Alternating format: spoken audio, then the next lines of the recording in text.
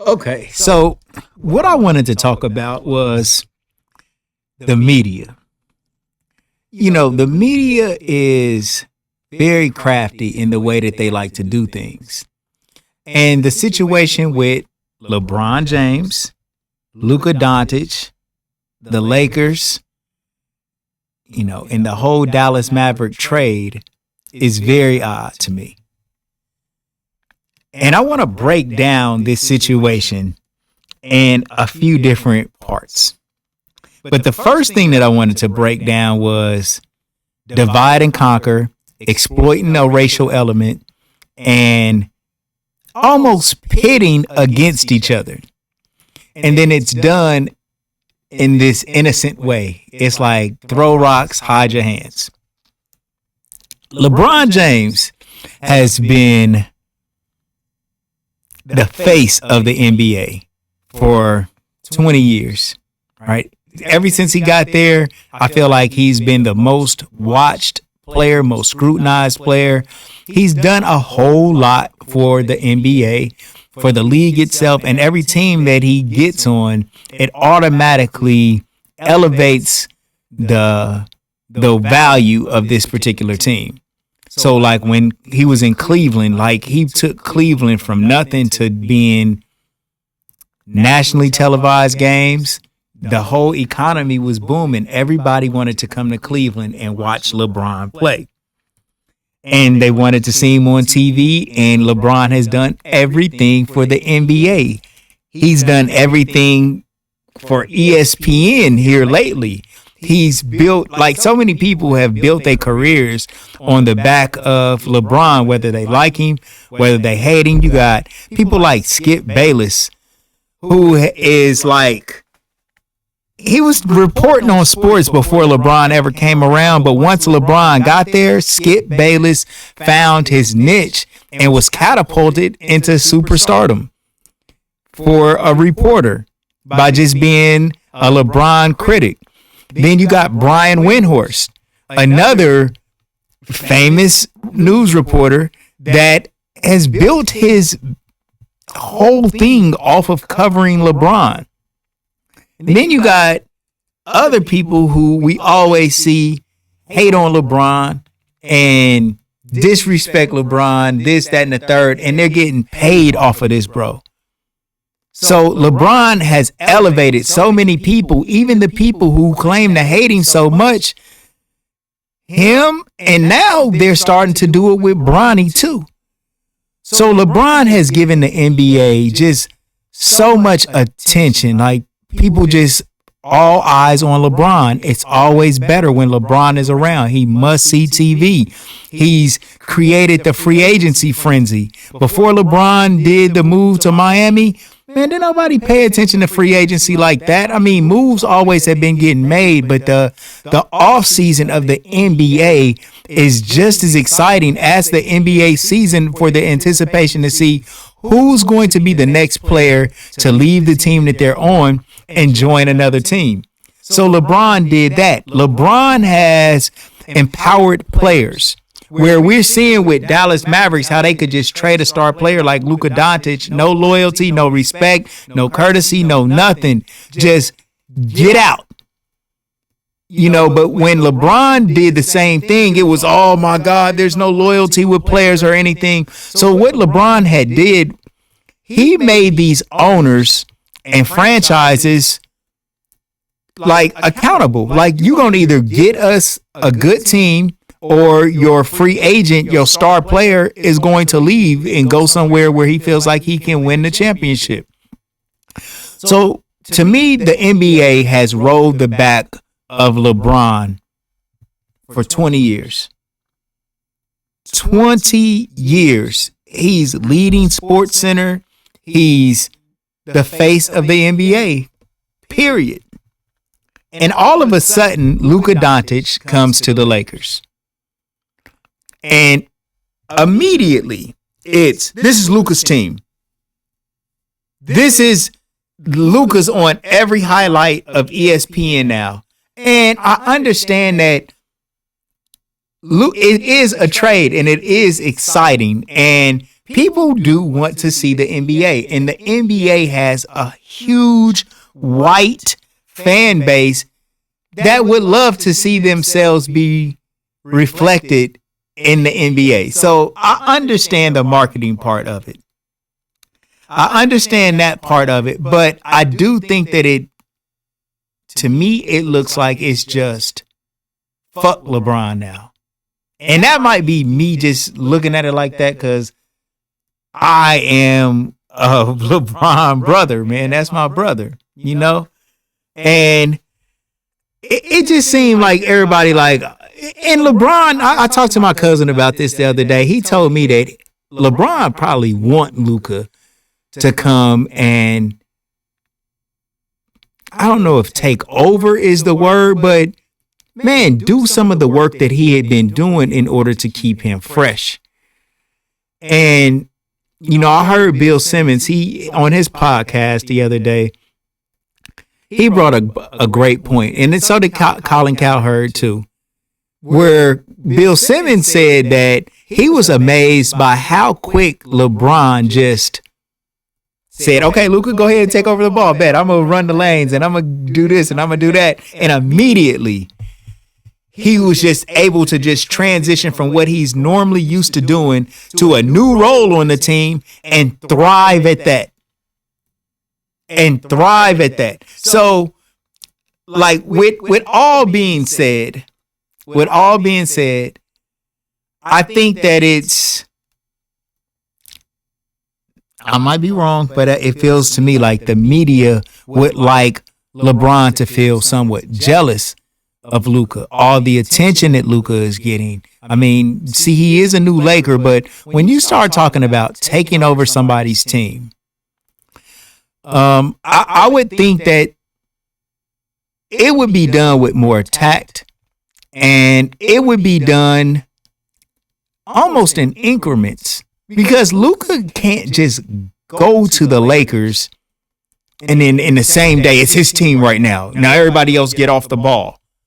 Like, I don't think that everybody respects Luka and they know that Luka is a great player, and as Laker fans, we're excited to have Luka in. But I do think that you still need to have reverence for LeBron and for the other leaders of the team. I mean, it's pretty much just LeBron since AD got traded. But I would think that the media don't care about that. They don't care. They would love for it to be drama in La La Land and have LeBron feel some type of way about Luka coming in, getting all the attention and this, that, and the third.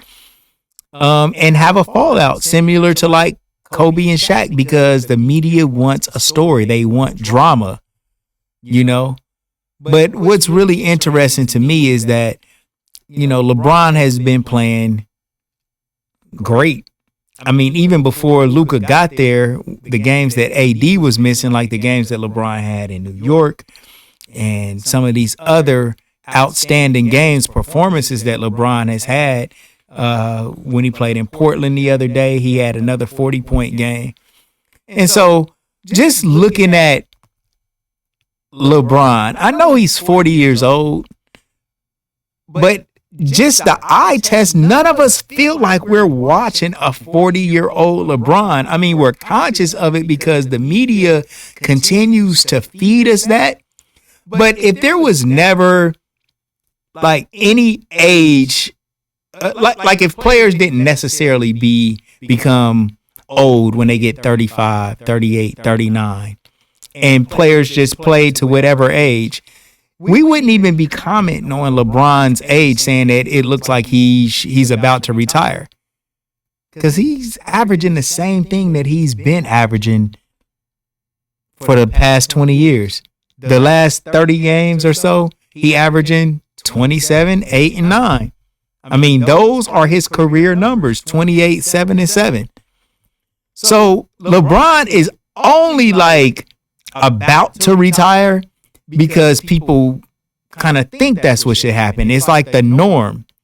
But I would say that if LeBron was able to stay with Luka for another 3 years, I think they could get 2 championships out of it. I want the Lakers to win the championship this year. Now, with LeBron's pattern, with D-Wade, they had to go to the championship the first year, then win it the next year. When he was in Cleveland, went to the championship, lost it, and then won it the following year. But then with AD, they actually won the championship the first year. And with Luka coming in the middle of the season, I feel like LeBron can get acclimated and acclimate Luka, and then they can actually get out there and win the championship this year. Luka can carry a team to the championship, not by itself, but with a LeBron most definitely. And LeBron can carry a team to a championship. He's done it pretty much being the only star on a team. He's done that, at least once when in the early stages in Cleveland. And then, when he was playing with the Cavs, none of those players had championship experience before. Kyrie was just a young king at that point, and Kevin Love was a dog, but they had started making him play out of position. So I kind of feel like that first year when the Cavs went to the championship and Kevin Love and Kyrie got hurt and LeBron still won 2 games against Golden State, I feel like he was showing you that he could carry a team to actually win a championship. So with Luka, of course he can. Of course he can. And I feel like LeBron has given Austin Reeves a lot of confidence to go out there and play his game, be confident, and go get a bucket. So LeBron has, I'm not going to say created Austin Reeves, but he's helped build Austin Reeves' confidence in order for him to get out there and feel confident to shoot some of these late game shots. I mean, Austin Reeves is a very, very clutch player. He has no nerves at the end of these games, and he makes clutch shots. He really is AR-15 or Hillbilly Kobe. He's very impressive, and he don't have great games all the time, but I mean, in the clutch, I feel confident with Austin Reeves taking a shot. I love to see him shoot it. Sometimes I like to see LeBron give it to AR and let AR just get busy at the end of the game. Give it to AR. Let's see what AR can get going. And so that was one thing that I had thought about, that I did want to build on, was just, you tell me what you think in the comments below. Do you think that the media is trying to pit LeBron versus Luka, or they're just excited about Luka coming and it is Luka's team? Do you think that this is Luka's team right now from day one as soon as he became a Laker? Or do you think that this is still LeBron's team, and since it's LeBron's team, he will pick and choose how this team is actually ran? And if it is Luka controlling the offense, it's because LeBron is implementing that. That's what LeBron thinks would be best for the team. Before, JJ Redick has turned out to be a great coach, by the way. And, LeBron, everybody said, oh, that's LeBron's pick. LeBron is the GM. LeBron picked JJ Redick. So, by default, if LeBron put JJ in position and JJ tells Luka what to do, is that just LeBron putting the coach in the position to tell the player to do what LeBron ultimately wants? I don't know, but JJ Redick has turned out to be a good coach. So far, so good. And I don't see JJ being afraid once the playoffs come or none of that. He's ready. He's very intense on this. So whose team is it? Is it Luka's or LeBron's? Next, I wanted to talk about the Mark Williams trade. I know that it's water under the bridge now and it's all over with this and that, but man, the Lakers lied on this kid and failed his physical. There's no way in the world that Mark Williams, after failing a physical for the Lakers, goes out and plays 36, 38 minutes, 35 minutes, against them, against the Lakers. Like right after he failed a physical, he goes out and plays a full game against them. And when Ball got to the paint and dropped it off to Mark Williams, and Mark Williams hit a sweet little layup right there in the middle of the paint. LeBron was right there.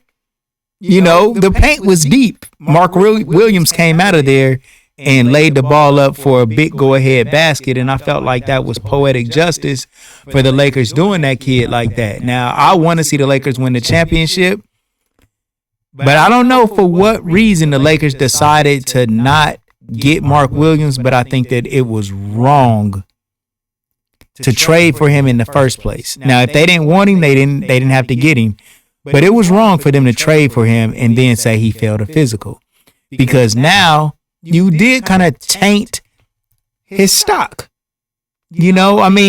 Hopefully the other teams will see through it and not pay too much attention to it and give him the money that he deserves when it's time for him to re-sign or whatever he gonna do. But I didn't think that it was right for the Lakers to do that.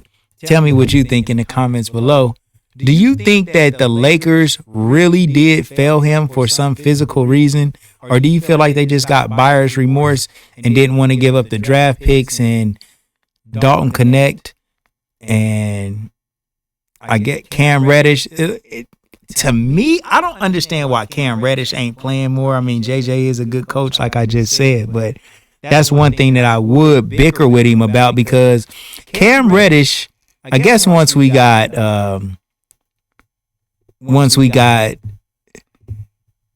Dorian Finney-Smith and we got Vando back, we felt like Cam Reddish, they can do what he do, but they can shoot a little bit better, I guess. But not to me, man. I think Cam Reddish, I never seen him get the opportunity that I really wanted to see him get on any team. And I felt like when he was at Duke, man, he was one of my favorite players on that team. Who was it? It was Zion and Cam Reddish, and then there was another star player over there. Was it Brandon Ingram? Maybe. Might have been Brandon Ingram with them over there, but man, that was a sweet trio. I mean, they was really sweet, and I just can't understand how Cam Reddish can't get no clock.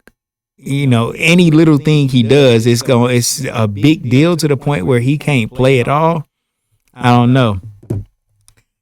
I want to see Cam Reddish get another shot at it. So, and you never know, man. Injuries happen, and I hope no Laker gets injured, by the way. I don't even want that to be the reason, but I just hope that somehow, some way, Cam Reddish can find his place on this team and stand out, because I like the kid, man. I think that he could be a good NBA player, but he's got to get given the chance, and maybe, I don't know, Cam Reddish might have a attitude problem or something that we just don't know, but I'd like to see Cam Reddish play a lot more.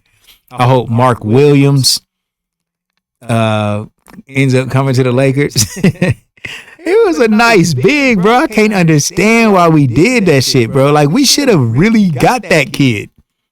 And another thing that I got to bring up, bro. Jackson Hayes is a good player, but they dismissed the fuck out of Jackson Hayes. Like, oh man, he's not a center. He's not a this. Man, Jackson Hayes throws block parties. He bats a lot of motherfucking shots right there at the rim. He cleans up a lot of shit. He makes dunks. He gets up. He's a for real lob threat. Jackson Hayes is very wiry. Maybe because he's just not so big, but man, ever since AD been out the lineup, man, Jackson Hayes has been playing at least good. And at some moments, I felt like he's done a great job out there. And it looked like he want to play.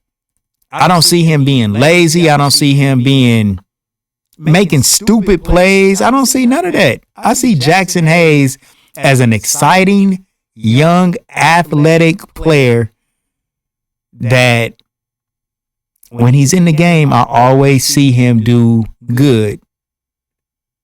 For the most part. I mean, you know, everybody is capable of having a bad night. We see that out of everybody, but for the most part, Jackson Hayes does a good job, and I don't understand why we just feel like he's insufficient completely, and we just definitely, like, yeah, I can see we need another big, just, you know what I'm saying, if we got to bang with some bruisers, but I mean, Jackson Hayes is doing all right.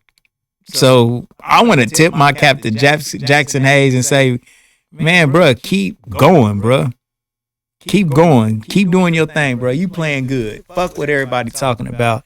Like, don't let that shit ever even creep into your conscience where you feel like, damn, you ain't enough. Nah, bro, you are. You enough. You more than enough.